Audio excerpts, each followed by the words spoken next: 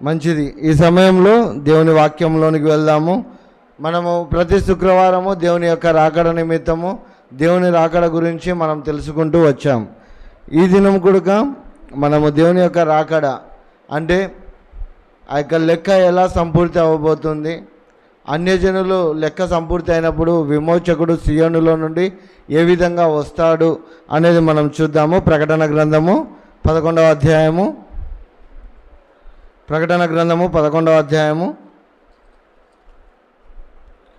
14వ వచనం నుంచి చదవండి అమ్మా. రెండవ శ్రమ గతించెను, ఇదిగో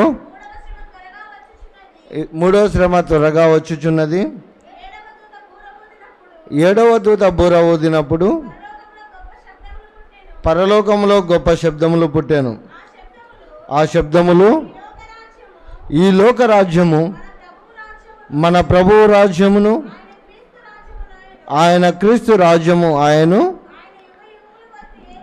ఆయన యుగ యుగముల వరకు ఏలుననెను.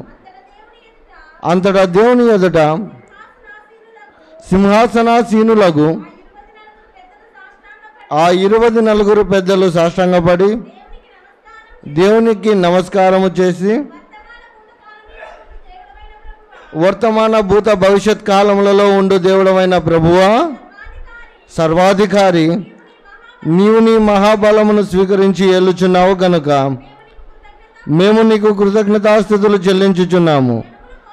జనములు కోపగించినందున నీకు కోపం వచ్చెను. మృతులు తీర్పు పొందుటకును, నీ దాసులకు ప్రవక్తలకును పరిశుద్ధులకును నీ నామమునకు భయపడు వారికి తగిన ఫలమునిచ్చుటకును, గొప్పవారేమి కొద్దివారేమి భూమిని నశింపజేయు వారిని నశింపజేయుటకును సమయం వచ్చినదని చెప్పి. చాలండి, చిన్న ప్రార్థన చేసుకొని వాక్య భాగంలోనికి వెళ్దాము. మహాపరిశుద్ధుడు అయిన ప్రేమ కనికరము కలిగిన తండ్రి, కృప కలిగిన దేవ, నాయనా ఈ సమయంలో నాయనా నిన్ను స్తుతించి నిన్ను ఆరాధించి నిన్ను కనపరిచే భాగ్యాన్ని నాయన మాకు అనుగ్రహించినందుకు మీకు స్తోత్రములు చెల్లిస్తున్నాము. నాయన ఇదిగో ఈ సమయంలో మాతో మాట్లాడండి దేవా.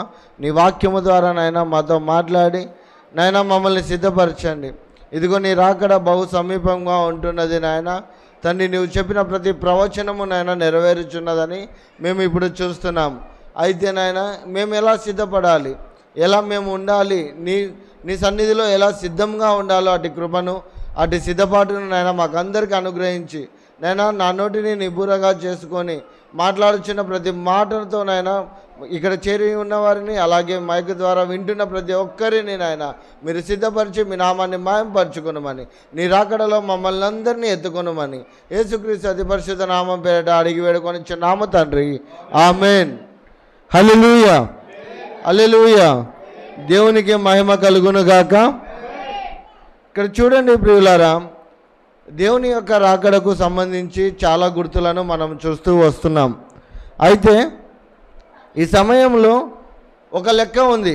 అన్యజనులు ఏ విధంగా ఆ లెక్కను సంపూర్తి అవుతుంది, అన్యజనులు ఏ విధంగా దేవుని రాజ్యంలో ప్రవేశిస్తారు, వారికి ఎలాంటి ప్రతిఫలం కలుగుతుంది అనేది మనం చూస్తాం. అదే ఇక్కడ చూడండి 18వ వచనము. జనములు కోపగించినందున నీకు కోపం వచ్చెను. మృతులు తీర్పు పొందుటకును, నీ దాసులకు ప్రవక్తలకును పరిశుద్ధులకును నీ నామమునకు భయపడిన వారికి తగిన ఫలమునిచ్చుటకును, గొప్పవారేమి కొద్దివారేమి భూమిని నశింపజేయు వారిని నశింపజేయుటకును సమయము వచ్చి ఉన్నదని చెప్పిరి. చాలండి, ఇక్కడ చూడండి. ఫస్ట్ ఆయన దాసులు, తర్వాత ఆయన ప్రవక్తలు, తర్వాత పరిశుద్ధులు, తర్వాత వచ్చేసి ఆయన నామానికి ఎవరైతే భయపడతారో ఆ భయపడు వారందరికీ తగిన ఫలము ఇచ్చే సమయము ఆసన్నం అవుతుంది. అలాంటి సమయం ఆసన్నం అవుతున్న సమయంలో మరి మనం ఎలా సిద్ధంగా ఉండాలి? దేవుడు మనకి ఇచ్చినటువంటి ఉచితమైన రక్షణను మనము పొందుకొని ఆ యొక్క ఉచితమైన రక్షణలో మనము ఆనందిస్తూ ఆయనలో ముందుకు కొనసాగుతున్న మనము ఎలా సిద్ధపడాలి? మనం సిద్ధపడమే కాదు, మనం సిద్ధపడి మన కుటుంబంలో ఉన్న వారిని, రక్షింపబడలేని వారిని, రక్షణ మార్గం తెలిసి కూడా దేవునికి దూరంగా జీవిస్తున్న వారిని ఎలా మనము దేవుని సన్నిధికి రావాలనేది మనం చూస్తాం. అంటే ఒక కాలం ఉంది, ఒక లెక్క ఉంది. ఆ లెక్క సంపూర్తి అయ్యేంత వరకు విమోచకుడు సియోనులో నుండి రాడు. అదే చూద్దాం రండి. లూకాసు వార్త 21వ అధ్యాయము 24వ వచనం చదవండి అమ్మా. వారు కత్తివాత కూలుదురు, చెరపట్టబడిన వారే సమస్తమైన అన్యజనుల మధ్యనకు పోదురు. అన్యజనముల కాలము సంపూర్ణమగు వరకు యెరూషలేము అన్యజనుల చేత త్రొగబడును. చాలండి. ఇక్కడ చూడండి, ఒక మాట ఏమంటున్నాడంటే, దేవుడు ఈ లోకానికి వచ్చింది కేవలము ఆయన ఏర్పరచుకున్న, ఆయన సిద్ధపరచుకున్నటువంటి జనాంగాన్ని రక్షించుకున్నటకు మాత్రమే ఈ లోకానికి వచ్చాడని గడిచిన దినాల్లో మనం చూసాం. అయితే వారు తృణీకరించారు. ఇజ్రాయేల్ ప్రజలు ప్రభువైన యేసుక్రీస్తును తృణీకరించినప్పుడు ఆ తృణీకరణ మనకు ఉచితమైన రక్షణగా అనుగ్రహింపబడింది. అలాంటి ఉచితమైన రక్షణను దేవుడు మనకు అనుగ్రహించినప్పుడు కొంత సమయం ఉంది. ఆ సమయం ఏమిటంటే అన్యజనుల కాలము సంపూర్తి కావాలి. అన్యజనులు ఎవరు అంటే ఇక్కడ వేరే వాళ్ళు ఎవరు కాదు, మనమే. ఎప్పుడైతే అబ్రహామును ఏర్పరచుకొని అబ్రహాము సంతానమును దేవుడు దీవించినప్పుడు వారి యొక్క సంతానాన్ని దీవించి ఆ యొక్క పరమ కానానుకు వారిని చేర్చాడు, వాగ్దాన భూమికి వారిని చేర్చాడు. అయితే వాగ్దాన భూమికి వారు చేరిన తర్వాత వారు త్రొట్టిల్లినారు, దేవాది దేవుణ్ణి నిరాకరించారు. వారు తరచుగా పాపములు చేస్తూ తరచుగా దేవునికి అవిధేయులుగా ఉంటూ అక్కడ లోకానుసారంగా జీవించడం వల్ల చాలాసార్లు వారు చెరపట్టుబడినారు. అలాగే దేవునికి దూరంగా జీవించినారు. దేవుడు వారిని యుద్ధాలు అనుగ్రహించారు, వారిని బందీలుగా చేసినారు. అది మనం చూస్తాం. నెబుకద్నెజర్ కాలంలో మనం చూస్తాము, అలాగే కోరేషు కాలంలో మనం చూస్తాము. చాలామంది రాజులకు ఇజ్రాయేల్ ప్రజలను అప్పగించినట్టుగా మనం చూస్తాం. అయితే ఈ యొక్క అప్పగించినప్పుడు మరలా వారు ఎప్పుడైతే ప్రార్థన చేస్తారో ప్రార్థన చేసిన ప్రతిసారి వారిని విడిపిస్తూ వచ్చాడు. ఈనాడు కూడా చూడండి, మనము కష్టకాలంలో వెళ్ళుచున్నప్పుడు కానీ, మనం ఇరుగు ఇబ్బందుల్లో వెళ్ళుచున్నప్పుడు కానీ, మనం బాధల గుండా వేదనల గుండా మనం వెళ్ళుచున్నప్పుడు కానీ, అనారోగ్యం గుండా వెళ్ళుచున్నప్పుడు కానీ, మనం ఎప్పుడైతే ప్రార్థన చేస్తామో ఆ ప్రార్థన మనకు జవాబునిస్తుంది. అవునా కాదా? మనము చేసిన ప్రతి ప్రార్థనకు జవాబును తప్పనిసరిగా దేవుడు ఇస్తాడు. ఎందుకంటే ఆయన నామంలో ఎవరైతే ప్రార్థన చేస్తారో వారికి ఖచ్చితమైన ప్రతిఫలము ఉంటుంది. అదే అన్నాడు, నా నామంలో ఎవరైతే అడుగుతారో వారికి నేను ఇస్తానని అన్నాడు. అడుగుడి మీకు ఇవ్వబడును అని అన్నాడు. అంటే ఈ యొక్క ఇజ్రాయేల్ ప్రజలు కూడా దేవుని యొక్క ప్రత్యక్షతను ఎరిగి, దేవుని యొక్క గొప్ప కార్యములను చూసి, దేవుని యొక్క మహత్తును చూసి కూడా వారిని దేవుణ్ణి అంగీకరించలేదు. అలా అంగీకరించినందుకు దేవుడు మనకు అవకాశం ఇచ్చాడు, మన లెక్క సంపూర్తి అవ్వడానికి, అన్యజనుల కాలము సంపూర్తి అవ్వడానికి. అంటే ఒక కాలాన్ని నిర్ణయించాడు. అలాంటి కాలంలో మనం ఉన్నాము, మన లెక్క సంపూర్తి అవుతుంది. అలా సంపూర్తి అవునప్పుడు మనము ఏ విధంగా ఉండాలంటే మనం రక్షింపబడాలి. మనం రక్షింపబడి ఆ యొక్క రక్షణ నీడలో మనము కొనసాగాలి. ఎప్పుడైతే మనము రక్షణ నీడలో కొనసాగుతామో, ఎప్పుడైతే మనము ఉచితమైన రక్షణను పొందుకున్న మనము దేవుని యందు విధేయులుగా ఉంటామో, మనమొక్కరమే విధేయులుగా ఉంటే సరిపోదు. మనమొక్కరమే విధేయులుగా ఉన్నట్లయితే అది మనం మాత్రమే ఎత్తబడతాం. దేవుడు అది కోరుకోలే. మన విషయంలో ఏమని కోరుకున్నాడు? నిన్ను ఏ విధంగా అయితే నేను రక్షించుకున్నానో నీ ద్వారా నీ కుటుంబము రక్షింపబడాలి, నీ ద్వారా నీ బంధువులు రక్షింపబడాలి, నీ ద్వారా నీ స్నేహితులు రక్షింపబడాలి. అదే అంటాడు. ఇప్పుడు ఇద్దరు వ్యక్తులు ఉన్నారు భూమి మీద. ఇద్దరు వ్యక్తులు, ఒకరేమో భూమి మీద శ్రమలు అనుభవించారు, కష్టాలు అనుభవించారు. ఇంకొకరేమో ధనవంతులుగా ఉండి సుఖభోగాలు అనుభవించినారు. అలాంటి సుఖభోగాలను అనుభవించిన వ్యక్తి దేవుణ్ణి నమ్ముకోలా, దేవుణ్ణి ఆశ్రయించినందుకు నిత్య నరకాగ్నిలోనికి వెళ్ళటం మనం చూస్తాం. అదే ధనవంతుడు, లాజరు. ఎప్పుడైతే వారిని ఇద్దరిని మనం చూస్తామో, అంటే ఆ లాజర్ను ఎందుకు పెట్టినాడు ధనవంతుని దగ్గర అంటే ఆ యొక్క ధనవంతుడు లాజర్కి ఏమైనా సహాయం చేస్తాడేమో అని. ఎందుకు? ఆ యొక్క ధనవంతుడికి విస్తారమైనటువంటి ధనం ఉంది, కానీ లాజరు దగ్గర కురుపులతో అనారోగ్యంతో బాధపడుతున్నాడు. ఆ ధనవంతుడు అనుకున్నట్లయితే చూపించగలడు, ఆ ధనవంతుడు అనుకున్నట్లయితే లాజర్ను బాగు చేయించగలడు. అలాంటి అవకాశం ఉన్నప్పటికీ ధనవంతుడు వినియోగించుకోలే. అలాగే ఈనాడు కూడా ఇజ్రాయేల్ ప్రజలు దేవుడు వచ్చినప్పటికీ, దేవుడు వారి మధ్యన అద్భుత కార్యాలు చేస్తున్నప్పటికీ వారు ఎరగనందుకు వారు ఏం చేసినారంటే వారి మనసులను కఠినం చేసినాడు, వారి హృదయాలను కఠినపరిచినాడు. చూడండి 2 కొరింథీయులకు రాసిన పత్రిక 3వ అధ్యాయము 10వ వచనం నుండి చదవండి అమ్మా. అత్యధికమైన మహిమ దీనికి ఉండటం వలన ఇంతకు మునుపు మహిమ కలదిగా చేయబడినది, ఈ విషయంలో మహిమ లేనిది ఆయను తగ్గిపోవున్నదే మహిమ గలదై ఉండిన ఎడల నిలుచున్నది మరి ఎక్కువ మహిమ గలదై ఉండును కదా. తగ్గిపోవచ్చున్న మహిమ యొక్క అంతమును ఇజ్రాయేలీలు తెరిచూడకుండానట్లును మోషే తన ముఖము మీద ముసుగు వేసుకొనెను. మేమట్లు చేయక ఇటు నిరీక్షణ గలవారమై బహుధైర్యంగా మాట్లాడుచున్నాము. మరియు వారి మనస్సులు కఠినములాయను గనుక నేటి వరకును పాత నిబంధన చదువునప్పుడు అది క్రీస్తునందు కొట్టివేయబడనని వారికి తేటపరచబడక ఆ ముసుగే నిలిచి ఉన్నది. నేటి వరకును మోషే గ్రంథము వారు చదువునప్పుడెల్లా ముసుగు వారి హృదయముల మీద ఉన్నది, కానీ వారి హృదయము ప్రభువునకు ఎప్పుడు తిరుగునో అప్పుడు ముసుగు తీసివేయబడును.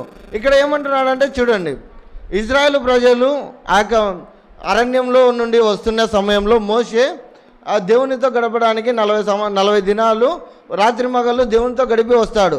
అలా దేవునితో గడిపి వచ్చినప్పుడు తన ముఖము ప్రకాశవంతం అవుతుంది, తన ముఖము ప్రకాశిస్తుంది. ఆ వెలుగును చుట్టూన్న వారు చూసినప్పుడు ఆ మోషే తన ముఖాన్ని కప్పుకుంటాడు. తన ముఖాన్ని కప్పుకున్నప్పుడు వీరేం చేస్తారంటే దేవుని దగ్గరికి వెళ్ళినాడు కనుక, దేవునితో ఉన్నాడు కనుక ఆ ముసుగు వేసుకున్నాడని వారు అనుకుంటారు. అయితే దీని గురించి నేను రానున్న రోజుల్లో క్లుప్తంగా వివరిస్తాను. అయితే మెట్టుకు ఈ సమయంలో మనం తెలుసుకోవాల్సినది ఏంటంటే, ఆ యొక్క ఇజ్రాయేలు ప్రజలు పాత నిబంధన చదువున్నప్పుడల్లా ముసుగు వేసుకుంటారు. ఈనాడు చూడండి, ఎంతోమంది యూదులు కావచ్చు, ఇజ్రాయేలు ప్రజలు కావచ్చు, వారు యొక్క బైబిల్ చదివేటప్పుడు, పరిశుద్ధ గ్రంథాన్ని పాత నిబంధనను చదివేటప్పుడు ముసుగు వేసుకుంటారు. ఎందుకు ముసుగు వేసుకుంటారంటే మోసే వేసుకున్నాడు కాబట్టి ముసుగు వేసుకుంటున్నారు. మోసే వేసుకుంటున్నాడు కాబట్టి ముసుగు వేసుకోవాలి కాబట్టి అట్ట పాత నిబంధన కొట్టివేయబడిందని ఎరుగక వారి హృదయాలను కఠినపరుచుకొని కేవలం తల మీద మాత్రం ముసుగు వేసుకుంటున్నారు. అలా వేసుకుంటున్నప్పుడు వారి హృదయములు కఠినములు అయినాయని దేవుడు అంటున్నాడు. వారి హృదయములు కఠినమైనప్పుడు ఆ యొక్క దేవాది దేవుడు ఎంత బ్రతిమలాడుతుంటాడు. అయ్యో వేషధారులారా, సర్పసంతానమా, ఎంత గద్దించినను వారు వినరు. ఎందుకంటే వారి హృదయంలో కఠినపరచబడింది. అదే అంటున్నాడు చూడండి, మరియు వారి మనస్సులు కఠినములాయను కనుక నేటి వరకును పాత నిబంధన చదువునప్పుడు అది క్రీస్తునందు కొట్టివేయబడినని వారికి తేటపరచబడక ఆ ముసిగే నిలిచి ఉన్నది. అంటే పాత నిబంధన కొట్టివేసినాడని వారికి ఎరుగక దేవుడు అంటాడు కదా, ప్రభువైన యేసుక్రీస్తు ఒక సందర్భంలో ఏమంటాడు, ఇదిగో నేను ధర్మశాస్త్రంను నెరవేర్చుటకే వచ్చితిని కానీ తీసివేయటకు నేను రాలేదని దేవుడు ఆ యొక్క పరిచయులతో కావచ్చు, యూదులతో చెప్తున్నట్టుగా మనం చూస్తాం. అయితే అది నెరవేర్చబడిందని, పాత నిబంధన ధర్మశాస్త్రము నెరవేర్చబడిందని వారు ఎరుగక వారు ముసుగు వేసుకుంటున్నారు తలల మీద. అది చదువుకునేప్పుడల్లా వాళ్ళు తల మీద ముసుగు వేసుకొని వారి హృదయాలను కఠినపరుచుకుంటున్నాడు. ఏ విధంగా? మా కొరకు మెస్సయ్య వస్తాడు, మా కొరకు లోకరక్షకుడు వస్తాడు, ఆ లోకరక్షకుడు వచ్చినప్పుడు మమ్మల్ని విడిపిస్తాడనే వారు అదే భావనలోనే వెళుతున్నారు తప్పనిచ్చి ఆల్రెడీ యేసుక్రీస్తు వచ్చాడు, ఈ లోకానికి వచ్చి బలి అయినాడు అనే యొక్క సంగతి వారు గుర్తించలేకపోతున్నారు. అందుకే వారి హృదయములు ఏమైనాయంటే కఠినములైనాయి. అలా ఎప్పుడైతే కఠినములైనాయో, అలా ఎప్పుడైతే వారి హృదయాలు కఠినమైనాయో, ఆ కఠినమైన హృదయం వలన మనకు ఉచితమైన రక్షణ వచ్చింది, ఉచితమైన విమోచన వచ్చింది. హల్లెలూయా! ఉచితమైన విమోచన వచ్చడం వల్ల మనం రక్షింపబడ్డాం. మన అన్యజనులకు ఉచితమైన రక్షణ అనుగ్రహించింది. వారు తృణీకరించి దేవుణ్ణి అంగీకరించలేదు. అలా అంగీకరించినందుకే మనకు ఈ యొక్క రక్షణ వచ్చింది. అదే అంటున్నాడు ఇక్కడ, వారి హృదయము ప్రభువునకు ఎప్పుడైతే తిరుగుతుందో. ఈనాడు చూడండి, మనం యుద్ధములను గురించి వింటున్నాం. ప్రభువైన యేసుక్రీస్తు తను రాకడకు సంబంధించినటువంటి చెబుతున్న ప్రతి సూచన, ప్రతి ప్రవచనం నెరవేరింది. ఆ యొక్క శిష్యులతో అంటారు కదా, మీరు అక్కడక్కడ యుద్ధములను గూర్చియు, భూకంపములను గూర్చియు, కరువును గూర్చియు వీటిని వింటారు, కానీ అంతము వెంటనే రాదు. అంటే మనం వింటున్నాము, రాకడకు బహు సమీపంలో ఉన్నాం, ఈ కాలంలోనే ఉన్నాం. సాధారణంగా చూడండి, పరిశుద్ధ గ్రంథము ప్రకారము, ఈ యొక్క పరిశుద్ధ గ్రంథము ప్రకారము మనం చూసుకున్నట్లయితే ఆదాము నుంచి నోవాహు వరకు 2000 సంవత్సరాలు, నోవాహు నుంచి యేసుక్రీస్తు వరకు 2000 సంవత్సరాలు. యేసుక్రీస్తు ఆరోహణమైన తర్వాత, పునరుత్థానుడై ఆరోహణమైన తర్వాత, ఆ సంఘము ఏర్పడిన తర్వాత, ఎప్పుడైతే సంఘాన్ని ఏర్పరుస్తారో 3000 మందితో సంఘము ఏర్పరచబడిన నాటి నుంచి రేపు రానున్నటువంటి 2030 సంవత్సరానికి 2000 సంవత్సరాలు అవుతుంది. మీరు ఒక విషయాన్ని జ్ఞాపకం చేసుకోవాలి. ఏమిటంటే మొదటి 2000 సంవత్సరాలప్పుడు జలప్రలయం వచ్చింది, అవునా కదా?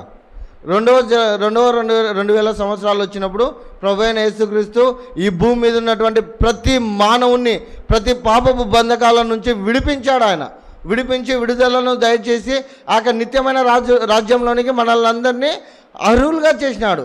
అది రెండవ సంఘటన జరిగింది. ఇప్పుడు మూడవదిగా 2000 సంవత్సరాలు ముగియక మునిపే ఒకవేళ మేబీ ఈ యొక్క 2030 సంవత్సరంలో ఒకవేళ ఏదైనా జరగవచ్చు. ఎందుకంటే ప్రతి 2000 సంవత్సరాలకు ఒకటి జరుగుతుంది. ఈనాడు కూడా రెండవ రాకడకు సంబంధించి ఎంతోమంది ఆ యొక్క విశ్లేషకులు కావచ్చు, ఎంతోమంది ఆ యొక్క సైకాలజిస్టులు కావచ్చు, ఎంతోమంది పరిశోధిస్తున్నారు. ఆ యొక్క పరిశోధించినప్పుడు ఖచ్చితమైన నిర్ధారణకు రావట్లేదు వాళ్ళు. ఎందుకంటే దేవుడు చెలవిచ్చినాడు కదా, నేను దొంగ వల్లే వస్తానని దేవుడు చెప్పినాడు. కాబట్టి ఎప్పుడు వస్తాడో మనకు తెలీదు. అలాంటి సమయంలో మనం ఏ విధంగా ఉండాలి? సిద్ధపాటు కలిగి ఉండాలి. అందుకే అంటాడు కదా, మీరు శోధనలో ప్రవేశించకున్నట్లు మెలకువగా ఉండు అని దేవుడు అంటున్నాడు. ఆ గడియ ఎప్పుడొస్తుందో, ఆ సమయం ఎప్పుడొస్తుందో మనకు తెలీదు. ఎప్పుడైతే మనము సిద్ధపడ్డామో, మనము సిద్ధపడడమే కాదు, మన కుటుంబాన్ని కూడా సిద్ధపరచుకోవాలి. అలా ఎప్పుడైతే మనం సిద్ధపరచుకుంటామో మనతో పాటు మన కుటుంబాన్ని దేవుని రాజ్యంలో చేర్చేవారిగా మనం ఉంటాము. అదే చూడండి మత్తయి సువార్త 24వ అధ్యాయము, క్షమించండి, లూకా సువార్త 13వ అధ్యాయము,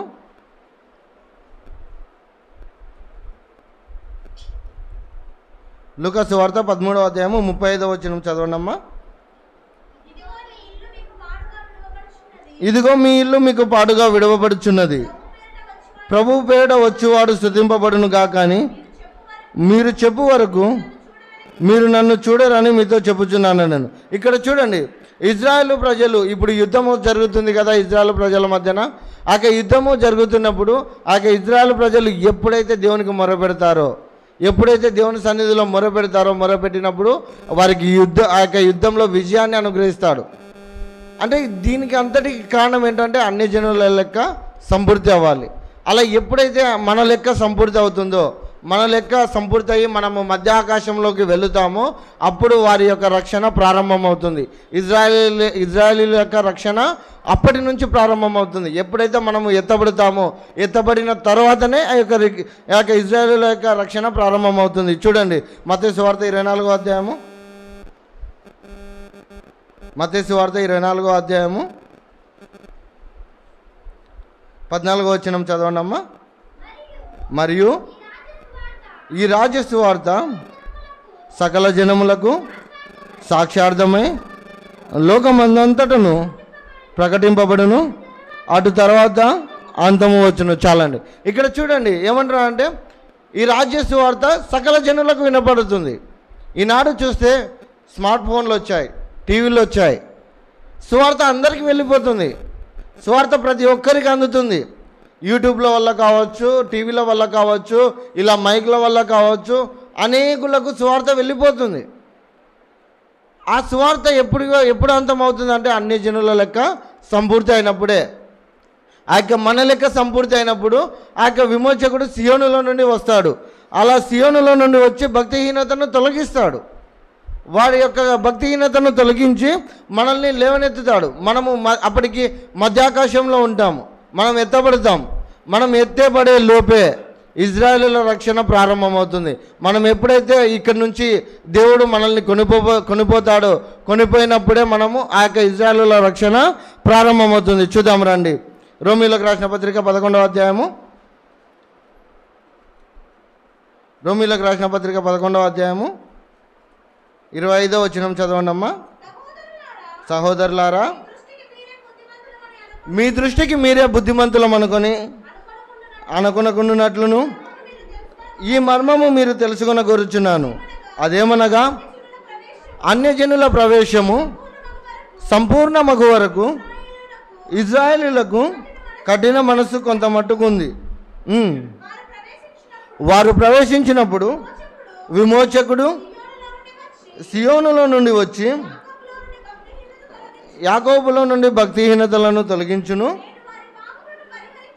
నేను వారి పాపములను పరిహరించినప్పుడు నా వలన వారికి కలుగు నిబంధన ఇదియే అని వ్రాయబడినట్టు ఇజ్రాయేలు జనులందరూ రక్షింపబడుదురు. హల్లెలూయా, హల్లెలూయా. ఇక్కడ చూడండి, ఎప్పుడైతే అన్యజనుల ప్రవేశము సంపూర్తి అగు వరకు, మన లెక్క ఎప్పుడైతే సంపూర్తి అవుతుందో, మన లెక్క ఎప్పుడైతే ముగుస్తుందో, ముగిసేంత వరకు ఇజ్రాయేలుకు కఠిన మనస్సు ఉంటుంది. అది సాక్షాత్తు ప్రభు అయిన దేవుడే సెలవిచ్చాడు. అదే అంటున్నాడు ఇక్కడ చూడండి, అన్యజనుల ప్రవేశము సంపూర్ణమగు వరకు ఇజ్రాయేలునకు కఠిన మనస్సు కొంత మటుకు కలిగెను. అంటే నీవు నేను రక్షింపబడాలని, నీవు నేను విడిపింపబడాలని, నీవు నేను ఆ యొక్క నిత్యమైన రాజ్యంలో చేరాలని ఆ యొక్క దేవాది దేవుడు వారికి కఠిన మనసును ఉంచాడు. అలా కఠిన మనసును ఉంచినప్పుడు మనం ఏం చేయాలంటే మనం వేగిరపడాలి, మనం సిద్ధపడాలి. ఈనాడు మన లెక్కను సరిచేసినట్లయితే, ఒకవేళ ఈడికే ఇంకా అయిపోయింది, అన్యజనుల కాలం సంపూర్తి అయిపోయింది, ఈ యొక్క అన్యజనులు ఇంకా ఎత్తబడినారు అని మనం ఒకవేళ దేవుడు ఆ లెక్కను ముగించినాడు అనుకోండి, మనం వెళ్ళి పరిశుద్ధ గ్రంథాన్ని ఇచ్చినా వారు చదవరు. మనం వెళ్ళి దేవుని నమ్ముకోండి అంటే కూడా నమ్ముకోరు. ఎందుకంటే వారి యొక్క లెక్క ముగిసిపోయింది, అన్యజనుల లెక్క సంపూర్తి అయిపోయింది. అలా సంపూర్తి అవడానికి కారణం ఏంటంటే ఇజ్రాయేలునకు సాక్షాత్తు దేవుడే వారికి కఠిన మనసును ఉంచాడు. ఎందుకు కఠిన మనసును ఉంచాడంటే నీవు నేను రక్షింపబడాలని, నీ కుటుంబము నా కుటుంబము రక్షింపబడాలని, మనకు తెలిసిన వారు రక్షింపబడాలని, ఆ అన్యజనుల లెక్క సంపూర్తి అవ్వాలని. అలాంటి లెక్క సంపూర్తి అవ్వక మునిపే ఈనాడే మనం సిద్ధపడినట్లయితే ఎంత మంచిది. ఈనాడే మనము ఆ దేవుని సన్నిధిలో గడిపినట్లయితే ఎంత మంచిది. చాలామంది ఏం ఆలోచిస్తున్నారంటే దేవుని రాకడ ఎప్పుడో వచ్చేది, ఇప్పుడు సమయం ఉంది కదా, ఇప్పుడు వయస్సు ఉంది కదా, అనుభవిద్దాంలే అని చెప్పి ఇదే కోవలోనే వెళ్ళిపోతున్నారు. కానీ ఒక మాట జ్ఞాపకం చేసుకోవాలి, ఏమిటంటే సువార్త అందరికీ వెళ్ళిపోతుంది, సువార్త వేగిరంగా వెళ్ళిపోతుంది. చూడండి ఈనాడు ఎంత ఫాస్ట్గా వెళ్ళిపోతుంది అంటే సువార్త అంత ఫాస్ట్గా వెళ్ళిపోతుంది. అలా వెళ్ళడానికి కారణం ఏంటంటే ఆ యొక్క ప్రవచనాలు నెరవేరుచున్నాయి. యుద్ధ సమాచారాలను వింటున్నాము, భూకంపములను గురించి వింటున్నాము, కరువులను గురించి వింటున్నాం. మొన్న కేరళలో వరద నీరు, ఆ యొక్క వర్షం నీరు వల్లనే ఎంతోమంది చనిపోయిన వారిగా మనం చూస్తున్నాం. వీటన్నిటి వలన మనం ఏమి నేర్చుకోవాలంటే రాకడ బహు సమీపంగా ఉంది. అలాంటి సమీపంగా ఉన్నటువంటి సమయంలో మనం ఏ విధంగా సిద్ధపడి ఉండాలి. మనం పొందుకున్నాం ఈ రక్షణ, మనం ఉచితమైన రక్షణను పొందుకున్నాం. ఇంత ఉచితమైన రక్షణను పొందుకొని కూడా మనం నిర్లక్ష్యం చేస్తే ఏమి ప్రయోజనము?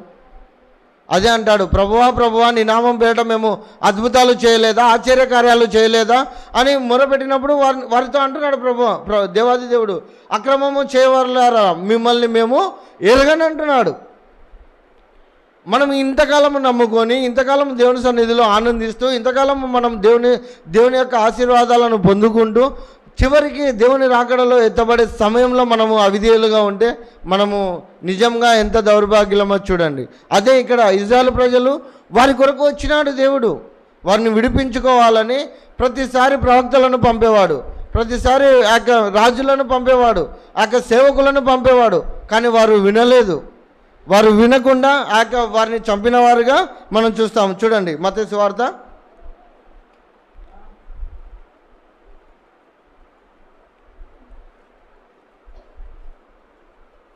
మత్తయి సువార్త 23వ అధ్యాయము 27వ వచనం నుండి చదవండమ్మా. క్షమించండి, 37వ వచనం. యెరూషలేమా ప్రవక్తలను చంపుచు నీ యొద్దకు పంపబడిన వారిని రాళ్లతో కొట్టుచూ ఉండుదానా? కోడి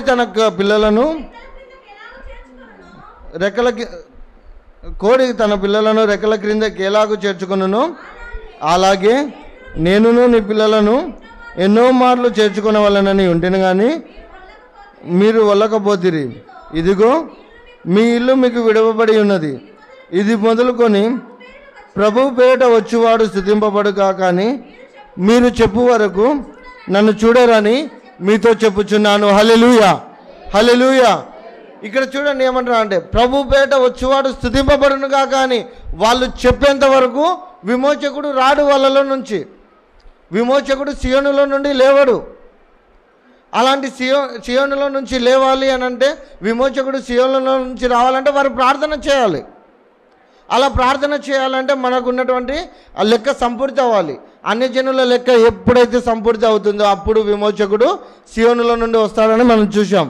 అదేవిధంగా ఈనాడు ఆ యొక్క ఇజ్రాయేలుకు కఠిన మనసు ఉంది కాబట్టే ఇంత రక్షణ వస్తే, ఒకవేళ వారే రక్షింపబడి ఒకవేళ వారే ఆ యొక్క దేవుణ్ణి అంగీకరించినట్లయితే ఇంకా ఆశీర్వాదాలను మనం చూస్తాం, ఇంకా ఎన్నో దీవెనలను మనం చూస్తాం. అదే పౌలు అంటున్నాడు, వారి త్రొట్టుపాటే మనకు ఇంత ఆశీర్వాదాన్ని ఇస్తే, ఇంత ఉచితమైన రక్షణను, ఇంత ఉచితమైన దేవుని రాజ్యాన్ని మనకిస్తే, వారు నిజంగా లోబడి వారు నిజంగా దేవుణ్ణి అంగీకరించినట్లయితే ఇంకా ఆశీర్వాదాలు, ఇంకా దీవెనలు మనం ఎంతో పొందుకుంటాం. ఈనాడు చూడండి, ఇజ్రాయేల్ ప్రజలు ఎంతోమంది ఉన్నారు. యూదులు కావచ్చు, ఇస్మాయిల్ సంతానం కావచ్చు, ఎంతోమంది జనాలు ఉన్నారు. ఆ ప్రజలు ఒక్కసారి దేవుని గురించి ప్రకటించడం మొదలు పెడితే ఎంతోమంది మారు మనసు పొందుకుంటారు, ఎంతోమంది రక్షింపబడతారు. అటువంటి స్థితిలో వారు ఉన్నప్పుడు మనం ఏ విధంగా ఉంటున్నాం, మనం ఏ విధంగా సిద్ధపడుతున్నాం? వారి త్రొట్టుపాటే మనకు ఆశీర్వాదం, వారి యొక్క కఠిన మనసే మనకు ఆశీర్వాదము కనుక మనం ఏం చేయాలంటే మనం సిద్ధపడాలి. మనతో పాటు మన కుటుంబాన్ని సిద్ధపరచుకోవాలి. చూడండి, మనం ఇంత చక్కగా దేవుని మందిరంలో కూర్చున్నాం. ఇలా చక్కగా దేవుని మందిరంలో కూర్చొని దేవుని స్తుతిస్తున్నాము, దేవుని ఆరాధిస్తున్నాం. మనం ఇదే సమయంలో దేవుని రాకడ వస్తే మనం అందరం ఎత్తబడతాం. హల్లెలూయా, మనం అందరం ఎత్తబడతాం. ఒకవేళ విడవబడేవారు మన కుటుంబాల్లో ఉన్నట్లయితే మనమే కదా దానికి జవాబుదారి. అడుగుతాడా లేదా లెక్క? ఒకనికి 5 తలాంతులు, ఒకనికి 2 తలాంతులు, ఒకనికి 1 తలాంతు ఇచ్చినప్పుడు అడిగినాడా లేదా లెక్క? మరి ఈనాడు ఇంత ఉచితమైన రక్షణను మనం పొందుకున్న తర్వాత మన కుటుంబాన్ని రక్షించుకోవాల్సిన బాధ్యత మన మీద ఉందా లేదా? మన కుటుంబీకులు ఎవరితో వద్దు, పక్క వాళ్ళతో మనకొద్దు. ఎందుకంటే పక్క వాళ్ళు మన మాట వింటారో వినరో అది సెకండరీ. మన కుటుంబంలో ఉన్నవారు మన మాట ఖచ్చితంగా వింటారు, అవునా కాదా? ఖచ్చితంగా వింటారు. అలాంటి వారిని కూడా మనం రక్షించుకోలేకపోతే, అలాంటి వారిని కూడా మనం దేవుని సన్నిధికి నడిపించుకోలేకపోతే ఇంకా మనము రక్షింపబడి ఏమి ప్రయోజనం ఉంటుంది ప్రియులారా? ఒకసారి జ్ఞాపకం చేసుకోనండి. ఎందుకంటే దేవాది దేవుడు అంటున్నాడు, సమయము సమీపంగా ఉంది, అన్యజనుల కాలము సంపూర్తి అవుతున్నది, వారి లెక్క ముగుస్తుంది. ఆ లెక్క ముగిసేలోపే మన కుటుంబాలను, మన కుటుంబ సభ్యులను, అలాగే మన బంధువులను, మన స్నేహితులను రక్షించుకోవాలని, దేవుని మార్గంలోకి నడిపించాలని అటు కృపను దేవుడు మనకందరికీ దయచేయునుగాక. ఆమెన్. దేవుడు తన వాక్యాన్ని దీవించి ఆశీర్వదించునుగాక.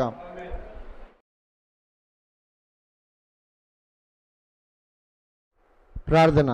మహాపరిశుద్ధుడు అయిన ప్రేమ కనికరము కలిగిన తండ్రి, కృప కలిగిన దేవ, ఈ సమయంలోనైనా మాతో సూటిగా స్పష్టంగా మాట్లాడినందుకు మీకు స్తోత్రములు చెల్లిస్తున్నాము తండ్రి.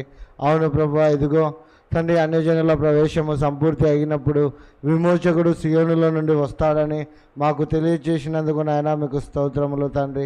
అయా, నీ రాకడ బహు సమీపంగా ఉంటుండగా అటు రాకడలోనైనా మేము ఎత్తబడమే కాదు, మా కుటుంబాల్లో ఉన్నటువంటి ప్రతి ఒక్కరూ ఎత్తబడి మీ నామాన్ని మహింపరిచే రీతిలోనైనా తండ్రి ఇదిగో మీ రక్షణ అనుభవించి అనేకులను సిద్ధపరిచే కృపను దయచేయండి దేవా. అలాగే ప్రభా, విన్న వాక్యాన్ని వృధా కానివ్వకనైనా మా హృదయాల్లో ఫలింపచేసుకొని తండ్రి అనేకులను నైనా లేవనెత్తులాగున అనేకులనైనా నీ సన్నిధిలో గడిపే కృపను దయచేయండి తండ్రి. ఇదిగో సమయం ఉన్నప్పుడే తండ్రి మేము సిద్ధపడి, అలాగే మా కుటుంబంలో ఉన్న వారిని, మా స్నేహితులను, మా బంధువులను సిద్ధపరచుకునే కృపను దయచేయండి దేవా.